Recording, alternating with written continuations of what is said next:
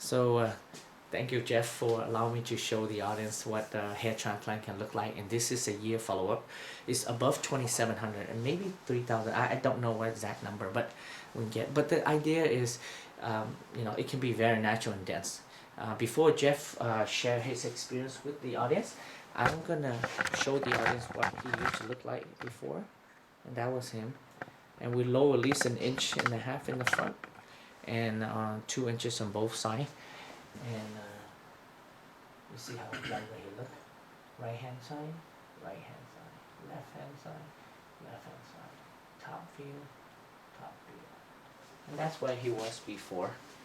And I'm gonna have the Jeff share the audience what his experience looked like. So, okay. So go ahead, Jeff. Yeah, so I started losing my hair in my early 20s, and I just noticed it continuing to recede. And into my 30s, and in my early mid-30s, it started going more and more rapidly. I felt like I had a somewhat younger looking face, but this advanced recession was just didn't look like a right fit for my face. And so I've been interested in doing this for a long time. And finally found Dr. Diep after lots of research. His most helpful tool were the videos, because I got to see countless videos of people going through the same thing, and I couldn't believe the results. So that was kind of a no-brainer for me. Now you on the video. Yeah, now I'm on the video. I chose Dr. Diep because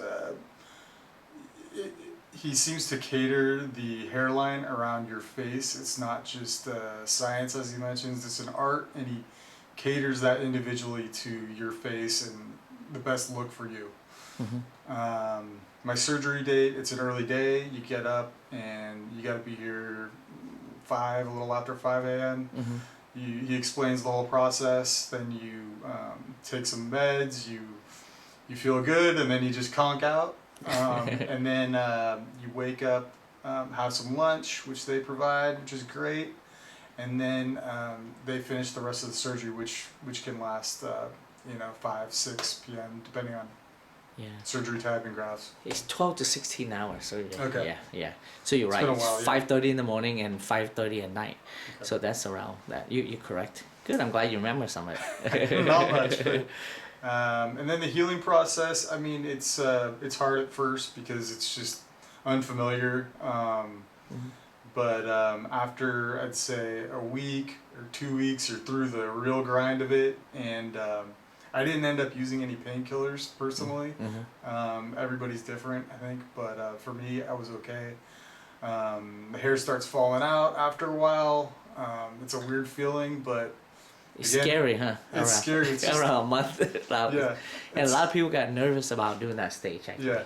You wonder how it's going to grow back and what it's going to look like. And then a few months after that, I'd say 4 or 5 months for me. I kept my hair pretty short, but I started growing it out after 4 or 5 months. I noticed it was growing back a lot more.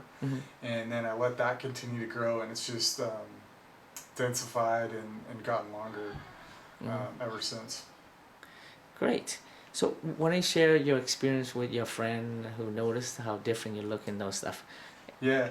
Yeah, for me it was interesting timing. I did it in October of 2020, and it was basically right in the middle of COVID. So I hadn't seen a lot of people in 2021 when we were starting to come back. And the friends that I'm really close with that have known me for a long time, they're the first ones to notice it, and we're like, wow, you look different. Other people were like, something's different, but I can't put my finger on it. And then, just when I look at old pictures now, you really see the difference. So. Yeah, and people, when they had hair transplant, they knew they were bald. They knew they had surgery, but sometimes looking back to the old photo, they still amazed that and forget that how significant baldness they had, right?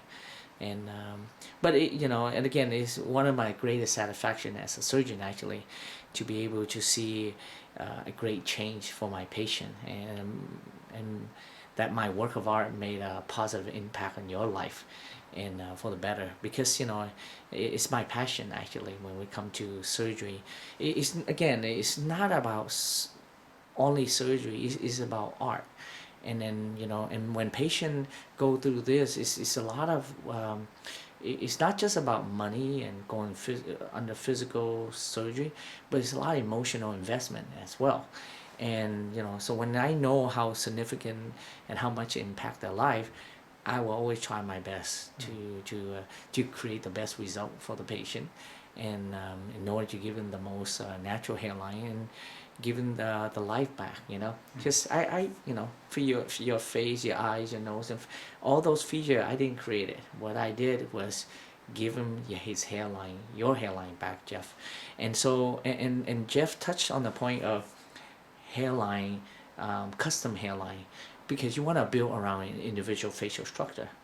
You don't want to have a cookie cutter hairline. So you know, some places, you know, everybody come in with the same hairline walking out, and sometimes that's not the right choice, and it won't look aesthetically, won't look natural.